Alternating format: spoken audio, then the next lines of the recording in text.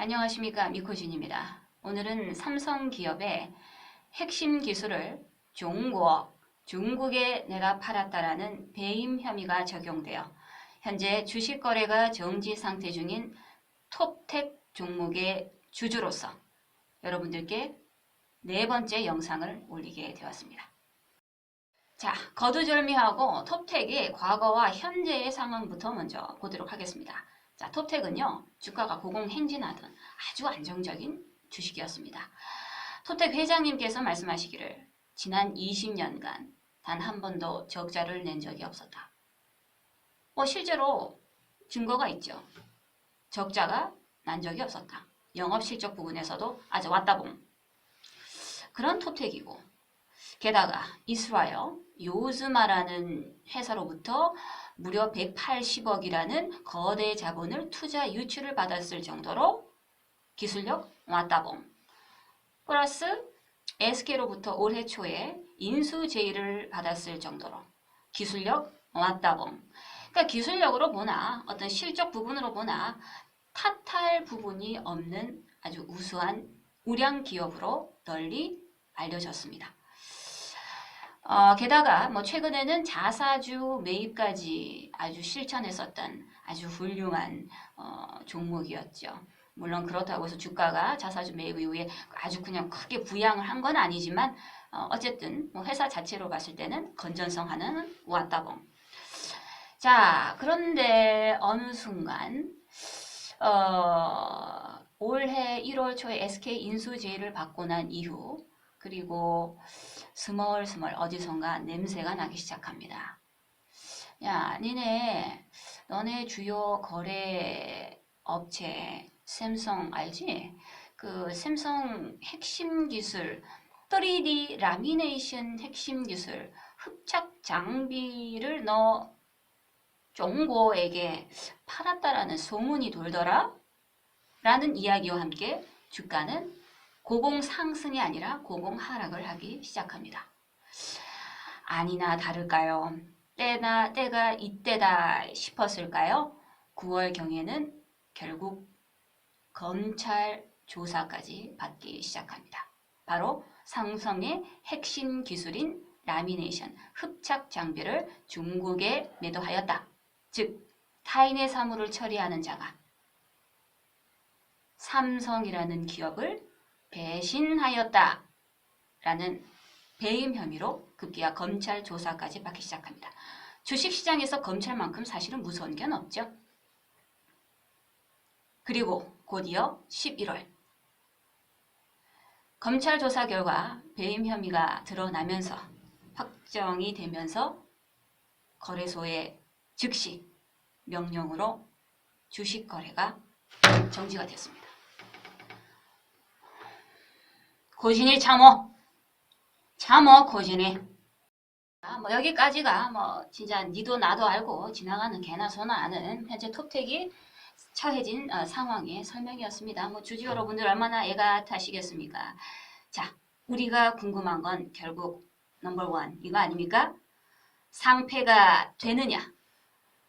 12월 24일 그 아름다운 크리스마스 이브 날 산타클로스가 선물을 주셔야 하는 그날 우리는 꼼짝없이 컴퓨터를 바라보면서 두근거리는 마음으로 톱텍의 거래 정지가 해제가 될 것인지 우리는 기다리고 있는 처지이지 않습니까? 자, 과연 12월 24일 거래 재개 공시가 뜨면서 12월 26일부터 거래 재개가 될 것인가? 그리고 아니면 상폐될 것인가? 그 귀추부터 본론부터 시작해 보겠습니다. 자, 거래 재개 및 상폐 가능성부터 두고 보겠습니다. 제 개인적 소견으로는 거두절미하고 상폐 가능성이 없다. 없어. 상폐 가능성 없어. 없다고요. 여러분, 그 상장 폐지가 되려면 뭐니 해도 이 기업 자체의 영업 실적 부분이 그냥 없어야 됩니다. 그냥 적자가 지속이 되거나 또는 관리 종목이거나 또는 불성실 기업이 돼가지고 벌점이 이빨 쌓여가지고 나가리 되거나 아주 결정적인 아주 비난받을 만한 그런 요소가 있어야 됩니다. 자, 그러면 톱택에 그런 것이 있는가? 아니죠. 지난 20년간 적자 한번 기록해 본 적이 없다고 했습니다. 물론 특이사항이 있죠. 요즘 디스플레이 시장이 어떻습니까? 업계 현황이 썩 좋지는 못합니다.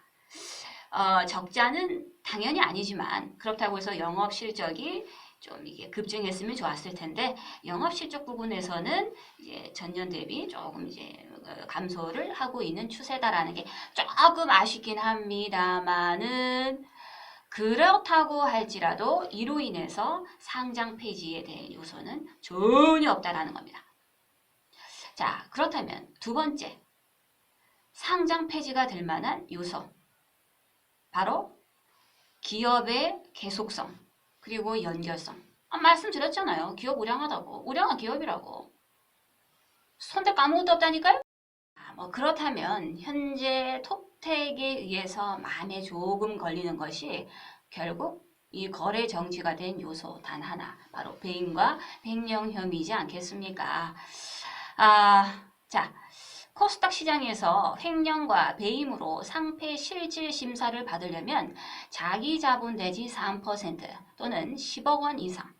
만약 직원이 횡령이나 배임을 저질렀을 시에는 자기 자본 대비 5% 이상의 배임과 횡령을 저질러야 합니다.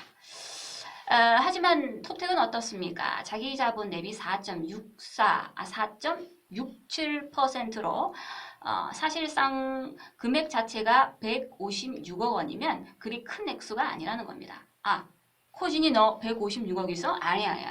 그건 아닌데 요즘 트렌드가 그래요. 코스닥 시장에서 업계 자체가 안 좋아서 그런지 어떤 도덕심이 조금 이게 추락해서 그런지는 몰라도 코스닥 코스피 시장에서 횡령이나 배임 혐의로 인해서 거래가 정지가 되거나 또는 어떤 비난을 받고 있는 기업들이 최근 들어서 많이 속출이 됐죠. 자, 근데 그런 기업들, 여타 기업들과 사실상 상대적으로 이제 비교를 해봤을 때 자기 자본 대비 4.67% 금액 자체가 156억 원이면 적은 액수다라고 사료가 된다라는 것입니다. 게다가 상패 가능성이 없는 즉 주식 자체의 다시 말하면 회사 자체의 우수성은 이미 검증되지 않았습니까? 지난해 1조 원 매출 달성과 함께 코스닥에서도 시총 1조 원을 한때 넘기면서 아주 우량주로 각광받게 됐고 올 초에는 SK텔레콤으로부터 톱텍 인수를 추진받기도 했습니다. 이스라엘로부터 180억 투자 유치가 어떻게 적은 금액입니까? 기술력 자체가 인정받았다라는 거 아닙니까? 그런데 거래소에서 대기업 삼성이 눈치 본다고 이렇게 살짝 눈치 본다고 시간이나 끌고 이렇게 우수한 기술력을 가진 이런 업체를 거래 정지를 계속시키고 재판 결과가 나오는가에 따라서 살짝 간이나 보고 그렇게 되니까 이 대한민국에 발전이 없는 겁니다. 진짜 화가 납니다. 진짜. 하면 이제 뭐니 해도 이번 이제 톱텍이 그 현재 상황에 처하게 된 주요 쟁점 사안인 이제 배임죄에 대한 부분을 검토해 보겠습니다. 이제 배임죄에 대한 그 범죄 혐의를 소명하지 못하면 아무래도 거래 재개가 된다고 할지라도 신뢰를 바탕으로 하는 주식시장에서 주가 회복은 상당히 힘들 것이라고 생각을 합니다. 자, 배임죄란 무엇이냐? 우선 첫 번째, 타인의 사물을 처리하는 자인가? 자, 톱텍은요, 현재 라미네이션이라는 흡착 장비를 중국에 내다 팔았다라는 혐의를 받고 있습니다. 자, 그런데 삼성이 주장하는 바는 그 흡착 장비는 삼성 고유의 기술력으로서 우리는 그냥 톱텍에게 제작 의뢰를 했을 뿐인데 톱텍이 그것을 냈다 꼴깍 삭혀가지고 중국에 내다 팔았다라고 주장을 합니다. 근데 톱텍이 하는 말은 아니 그런 개 족가는 소리 하지 말아라. 그건 너네의 고유 기술력으로 만든 장비를 중국에 내다 판 것이 아니라 만약 니네 말들이라면 진짜로 레알로 이건 배임죄지. 근데 그것이 아니고 너네가 제작 의뢰를 한 건 레알 팩트. 그러나 그 기술을 만들기까지는 너네 기술 공도 팩트. 그러나 우리의 기술, 우리의 고유 아이디어로 만든 부분도 상당하다. 그걸 우리가 종국에 내다판 것이라서 그건 타인의 사무가 아니라 내 일이야. 내 일이기 때문에 너네 사무를 처리하는 자가 아니야. 고로 이건 배임이 될 수가 없어 라고 말을 하고 있습니다. 샘성 입장에서는 어이가 없는 소리 하고 있네. 야, 계속 가는 소리 하지 마라, 씨발. 야, 그 톱텍 너네가 우기는 너네 고유 기술이라고 하는 것은 우리가 몇 년 동안 몇 억을 투자해서 공들여서 만든 우리의 기술력인데 그거 왜 니네 것이라고 우기느냐? 톱텍. 아, 그래, 인정. 그래, 너네가 고유로, 너네 고유의 기술력으로 만든, 고유의 기술력이라고 할지라도, 좋다. 그렇다고 치더라도, 너네가 주장하는 것은 그 장비의 A라고 한다면, 내가 주장하는 건 그 장비의 B라는 부분이야. 즉, 같은 장비일지라도, 내가 내다 판, 우리 고유의 기술력이 들어간 건 B야. 그래서 너네가 개입된 건 없어. 그러니까 일체 너네의 사무라고 주장하지 마. 라고 하는 것이 이번 이 사안의 쟁점입니다. 다시 말하면 타인의 사무를 처리하는 자, 즉 이 기술력, 이 특허권이 삼성의 것이냐 아니면 톱텍 소유의 것이냐가 결국 이 재판 과정에서 주요 쟁점 사안일 것 같습니다. 저는 레알 모르죠. 자, 두 번째, 타인의 사무를 처리하는 자가 그 임무에 위배되는 행위로서 불법 영득의 의사를 가지고 불법 영득의 의사? 여러분, 불법 영득의 의사라는 건 뭔지 아십니까?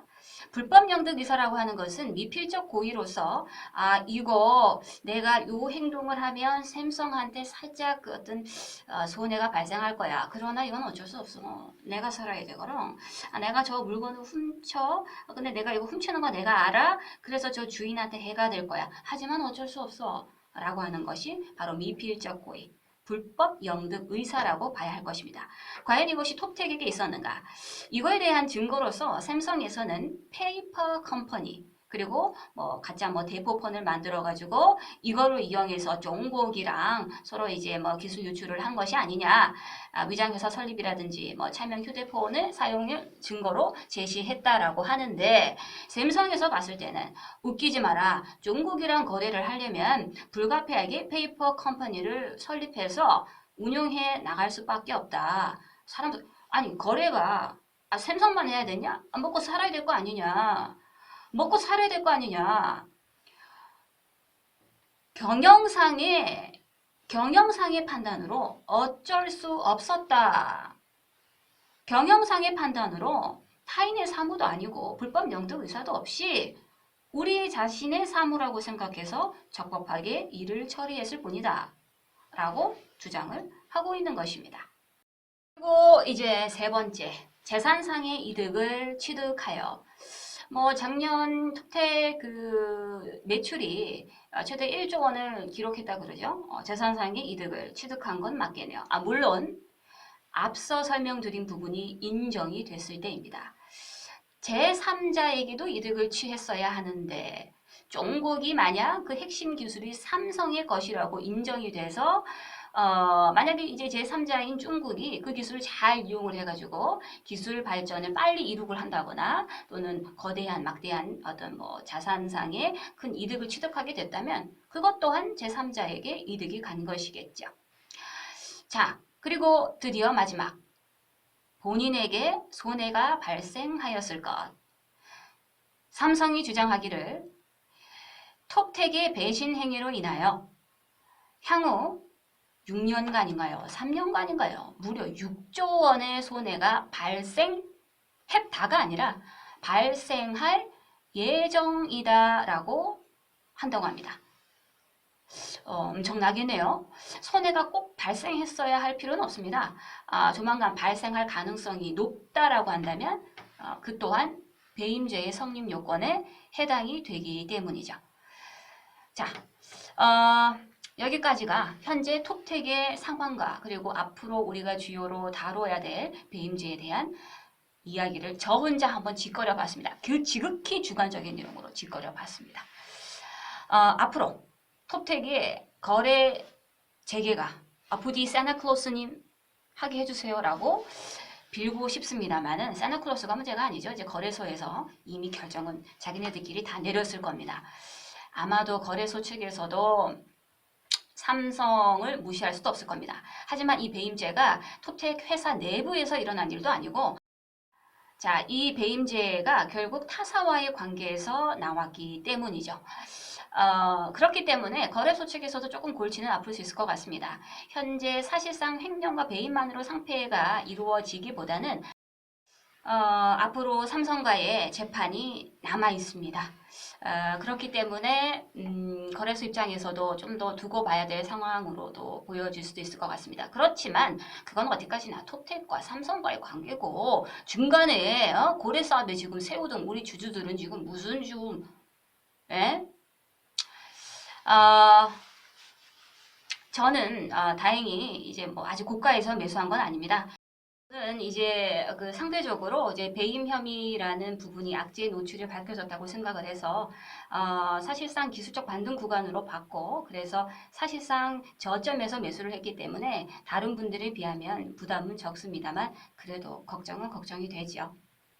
아무쪼록 이번 사건이 잘 해결이 돼서 우리 주주분들의 권익 보호와 그리고 톱텍 회장님께서 말씀하신 것처럼 주가의 안정과 그리고 주주들의 권익 보호가 됐으면 하는 바람입니다. 떡상이나 하자고요.